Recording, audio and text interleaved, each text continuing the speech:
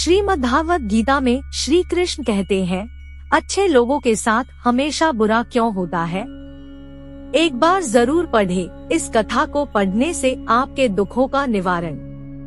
आपने महसूस किया होगा कि जो लोग अच्छे कर्म करते हैं वो परेशान रहते हैं, वहीं जो बुरे कर्म करते हैं वो खुशी से रह रहे होते हैं। अच्छे कर्म करने वाले परेशान होते हैं कि आखिर उन्हें इतनी परीक्षा क्यों देनी पड़ रही है, जबकि जो अधर्म की राह में है वो खुश है और जिंदगी का लुत्फ उठा रहे हैं। अगर आपके मन में भी ये सवाल आया है तो आज हम आपको इसका जवाब देंगे। ये जवाब वो है जो भगवत गीता में लिखा है और श्री कृष्ण ने अर्जुन को दिया था।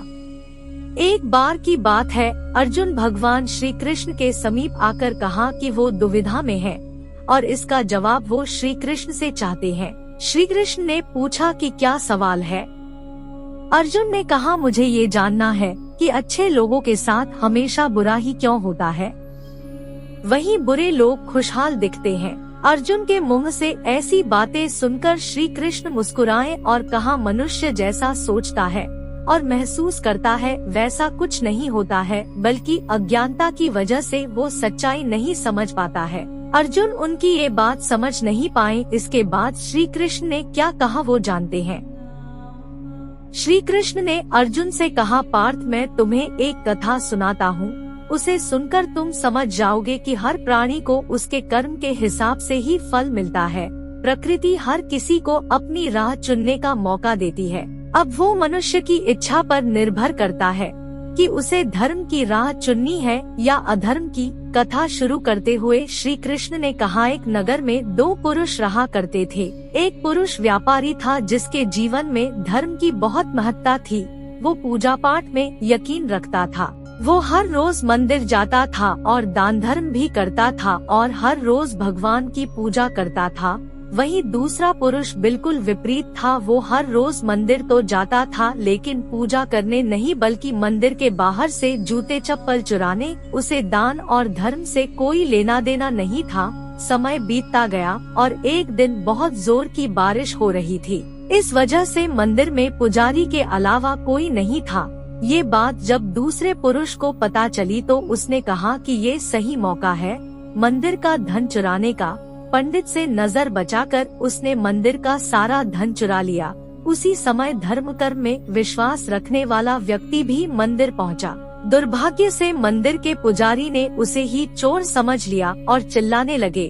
वहाँ लोग एकत्र हो गए और उसे बहुत मारा। किसी तरह वो बचते बचाते वहाँ से निकला तो दुर्भाग्य ने उसका साथ वहाँ भी नहीं छोड़ा। मंदिर के बाहर वो एक गाड़ी से टकरा गया और घायल हो गया। फिर वो व्यापारी लंगड़ाते हुए घर जाने लगा तो रास्ते में उसकी मुलाकात उस पुरुष से हुई जिसने मंदिर से धन चुराया था। उसने कहा, आज तो मेरी किस्मत चमक गई, एक साथ इतना सारा धन मिल गया। ये सब देखकर उसे बहुत बुरा लगा और उसने अपने घर से भगवान की सारी तस्वीरें निकाल दी। कुछ सालों बाद दोनों की पुरुषों की मृत्यु हो गई। मरने के बाद जब दोनों यमराज की सभा में पहुँचे और भले पुरुष ने दूसरे व्यक्ति को देखा तो उसे बहुत गुस्सा आया। उसने क्रोधित होकर यमराज से पूछ ही लिया, मैं तो हमेशा अच्छे कर्म करता था, दान में विश्वास रखता था, उसके बदले जीवन भर मुझे अपमान और दर्द ही मिला और इस व्यक्ति को नोटों से भरी पोटली, आखिर ऐसा भेदभाव क्यों। इस पर यमराज ने कहा, पुत्र तुम गलत समझ रहे हो। जिस दिन तुम्हारी गाड़ी से टक्कर हुई थी वो दिन तुम्हारे जीवन का आखिरी दिन था, परंतु तुम्हारे अच्छे कर्मों की वजह से तुम्हारी मौत सिर्फ एक छोटी से चोट में बदल गई। तुम इस दुष्ट व्यक्ति के बारे में जानना चाहते हो। दरअसल इसके भाग्य में राजयोग था, मगर इसके कुकर्मों और अधर्म की वजह से वो सिर्फ एक छोटी सी धन की पोटली में बदल गया।